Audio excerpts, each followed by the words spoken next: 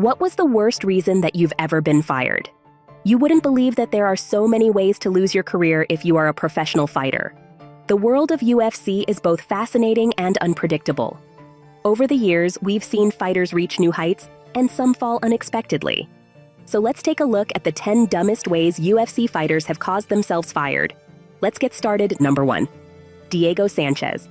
Actually, this instance is quite interesting because, given that Diego Sanchez had been with the UFC from the very first season of The Ultimate Fighter, the season that saved the company, you would expect he would have a very respectable exit.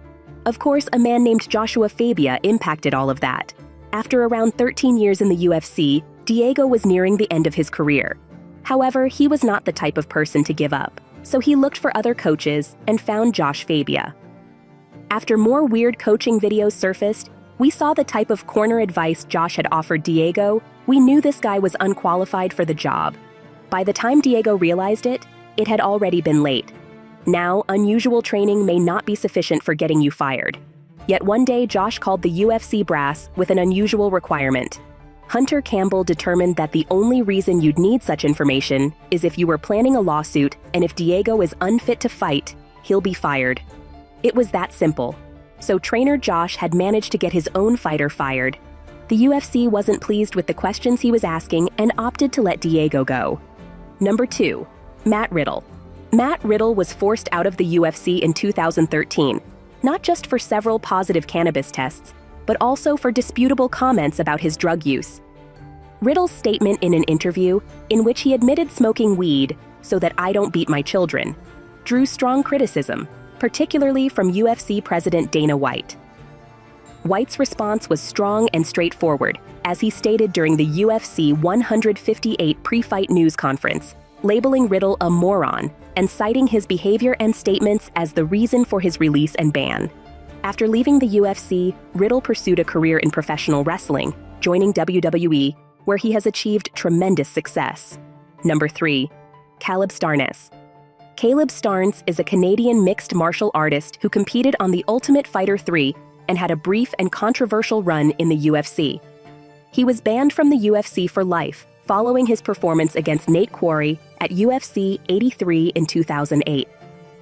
During the fight, Starnes used evasive tactics, running around the octagon for 3 rounds to avoid engaging with Quarry. This tactic earned him the moniker, the Running Man. After the bout, Starnes was released by the UFC.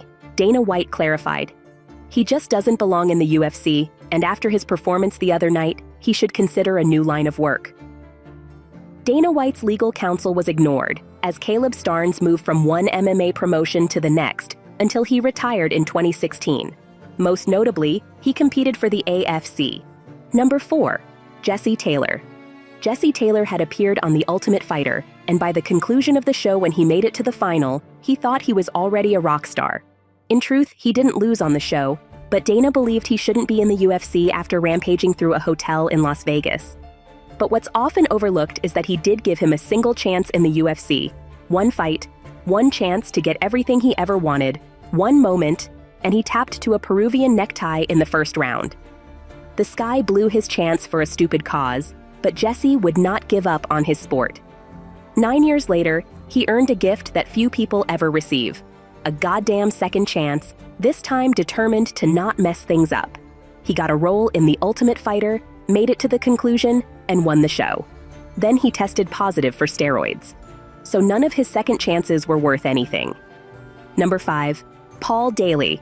Paul Daley's UFC career ended untimely when he sucker punched Josh Koscheck after the bell at UFC 113 in 2010. He was upset over losing the battle, as well as all of the trash talk that had occurred prior to it. Following the battle, he made the ridiculous explanation that he hadn't heard the bell, a complete falsehood. Despite success in other promotions including Strikeforce and Bellator, Dana White's remarks, "He will never fight in the UFC again," have come true, effectively ending his UFC career. Number 6. Rousimar Palhares. Rousimar Palhares, a well-known grappler, was barred from competing due to unsportsmanlike conduct within the cage. Despite his talents, Palhares' stubbornness to yield submission holds resulted in his UFC removal. His first violation came in 2010 at UFC 111, when he trapped Tomasz Drol in a knee bar and refused to release go until the referee forcibly dragged him off, notwithstanding Drol's tap. He received a 3-month punishment, but repeated the stunt at UFC Fight Night 29 against Mike Pierce in 2013. Despite Pierce's repeated taps, he held onto a heel hook submission until the referee intervened. Following the fight, Dana White dismissed Palhares from the UFC, and it was clear that he would never be permitted to return. Palhares continued to compete in other venues, but his behavior in the UFC made him infamous. Number 7. Jason Miller, Jason Mayhem. Miller, a fighter noted for his violent nature and performances on Bully Beatdown, had a contentious conclusion to his UFC career. Miller's final UFC fight was against CB Dollaway on May 26, 2012, at UFC 146. After losing the fight, Miller was involved in a secret backstage incident that resulted in his release and UFC ban. UFC President Dana White commented on the incident, saying, "Something happened here backstage after. Mayhem's done, he's gone." Dana White refused to go into detail about the incident, but Miller allegedly used the C word on a bartender after she refused to offer him a free drink. Number 8. BJ Pennsylvania. BJ Penn, a UFC legend, retired in 2019. His exit was due to his street fighting in Hawaii, not his performance in the octagon.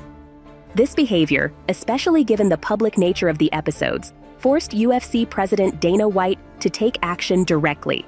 On September 5, 2019, Dana White told ESPN that Penn would no longer be permitted to participate in the UFC, declaring clearly, "He won't fight again. That's it. That's a wrap." BJ has since retired and has made occasional appearances at MMA-related events and interviews, sharing his knowledge and experiences. Number 9. Igor Severino. So far, we have demonstrated that there are numerous things you cannot do during an MMA battle. Not until you would like to be fired. In a fight, there are many cheap strategies available. The most famous bite in combat sports lost Mike Tyson the opportunity to reclaim his world title, as well as $3 million in fines from the Nevada State Athletic Commission. That happened in 1997, and believe it or not, that was the final occasion when the commission had to deal with something like that. Then one player bit another player at the UFC in April 2024. That person was Igor Severino, who decided during his fight with Andre Lima that he would simply bite him. It was really clear, and fortunately, the referee noticed it, and the battle was quickly stopped. Igor was disqualified and immediately fired from the UFC. Do not ask me what the person was thinking. It has been deemed the dumbest thing to do. Yet the guy wasn't even attempting to hide it. It had been suggested that he be suspended for 6 months, but they eventually determined it was insufficient time.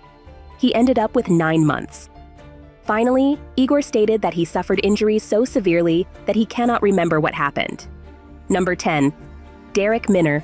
Darrick Minner's duration with the organization came to an abrupt end in 2022 as a result of a betting incident involving his coach, James Krause. The dispute developed after Minner faced Shailen Nurdenbeke at UFC Fight Night 214 in 2022. Minner hurt his knee in the first round of this fight, allowing Nurdenbeke to win by TKO in just over a minute. It was later revealed that Minner had an unreported knee injury during the bout, which most likely contributed to his swift defeat. However, the actual issue emerged from unusual betting line movements prior to the battle. The odds changed dramatically, with Minner becoming a major betting underdog just hours before the battle. This aroused fears that Minner's team, aware of his condition, may have used it for financial benefit by betting against him. The Nevada Athletic Commission, NAC, responded by suspending Minner and Krause indefinitely, prompting Minner's permanent departure from the UFC. That has brought us to the end of this video. These examples serve as sharp reminders that being a great fighter entails more than simply physical prowess. It also requires maintaining professionalism and following ethical standards within and beyond the octagon. Let's meet again with another interesting video.